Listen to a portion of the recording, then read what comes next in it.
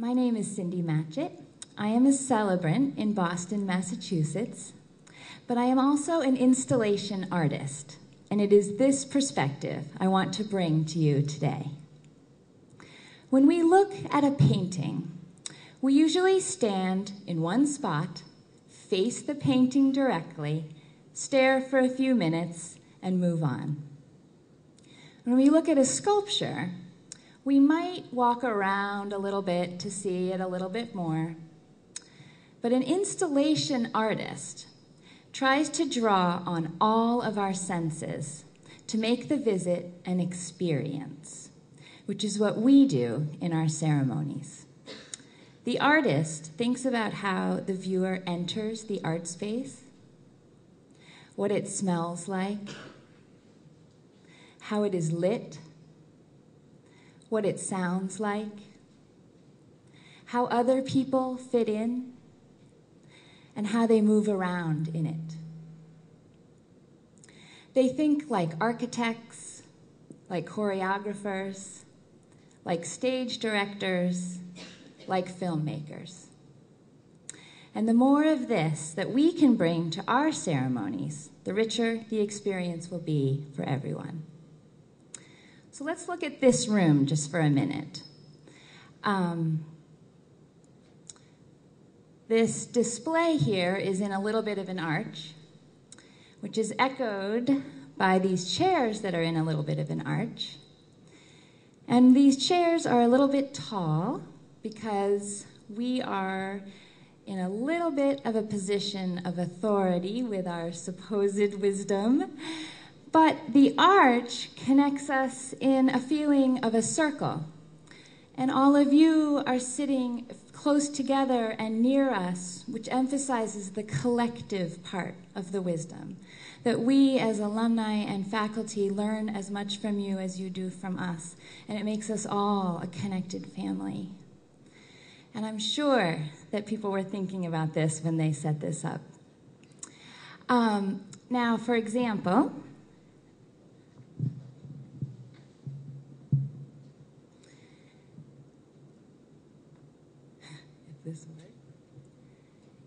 if I were to turn off some of the lights, and maybe if this was a wedding and people were set up in front of the windows, it would be a very different feeling in here.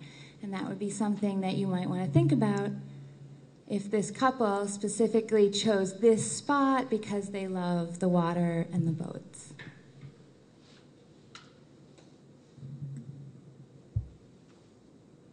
I usually have a wireless mic. If I were to ask you all to stand, please do, and to face in towards the aisle. I'll come as far as I can. If this were another wedding and I wanted to invite the couple to come forward, they would be in front of me and we would stand here and I might tell some of their story and then maybe we would all read a blessing to them right before they do their vows so that we're all a part of that important moment and they feel the love of their guests right before they make their promises to each other. Now you can be seated.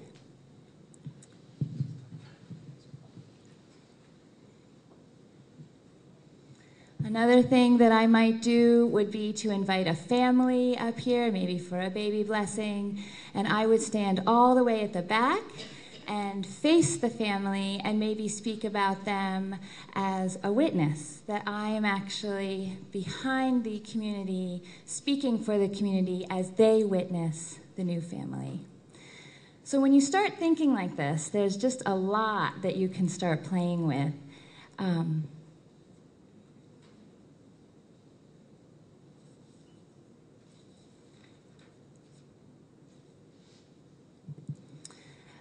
I performed a wedding for a man and a woman and their little girl in their canoe on a lake.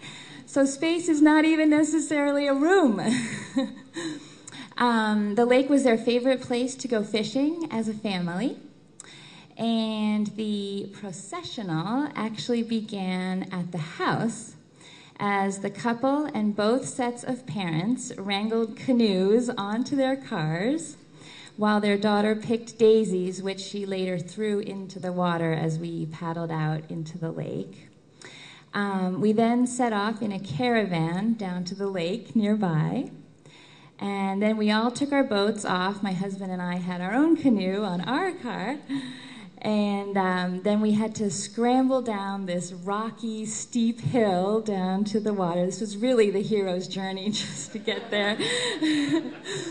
And then we gathered with some guests who were going to stay on land. And we knew that. We didn't have enough boats.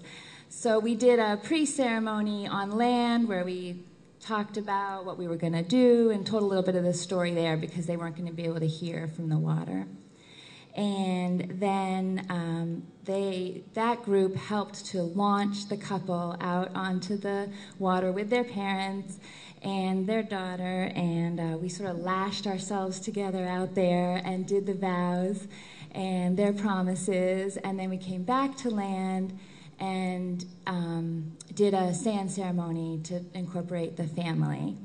Then we had to take the boats all back up the hill, put them back on the car, and then we went back to their house and had cake, and they were thrilled. But there was so much to think about that was much more than just that actual ceremony.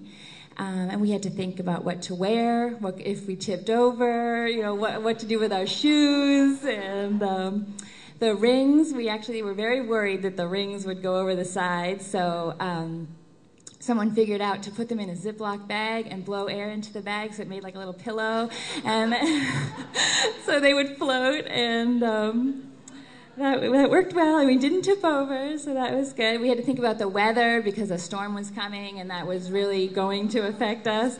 But it didn't. That passed too.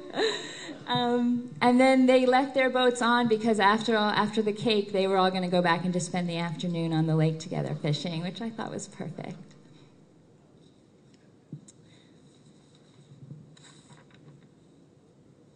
In another scenario, I married a lesbian couple in an oval-shaped garden, and we talked a lot about how they wanted to come in, and they wanted it to feel very traditional, but they didn't want traditional processional. They both were in beautiful white dresses, and we finally worked it out so that they stood at each end of the oval with their families. And then we started the music, and one family member from each side entered alternately. So they walked from one end around the curve to here, and then walked in and took their seats. And then someone from the other family came in and went and sat down. So they did that until the whole family was in. Their siblings came in last. And then they had their own queue, and everybody could see them. Everybody had turned around to watch. And they each, at the same time, walked around that same curve, met at the back here, and then came in together holding hands. And it was beautiful. And they really felt that represented how they came to this marriage together and what their relationship was like. So when you're thinking about space, there's a lot to consider, and some of this, we'll do in the Q&A, because I could talk about this forever. But there's things to think about, like staging any rituals you do so that the guests can see and everyone can move around the space. Choreographing readers and family members and how they're going to move around the space. Doing ceremonies in the round, which is something we often get requests for and really have to, there's some serious logistics with doing that, and we can talk about that. And also, you want to think about if the couple is trying to emphasize anything with space, to go ahead and feel free and work that into some of what you're saying, to draw attention to some of these decisions that they're making. So that's what I have to say about space, and I look forward to your questions.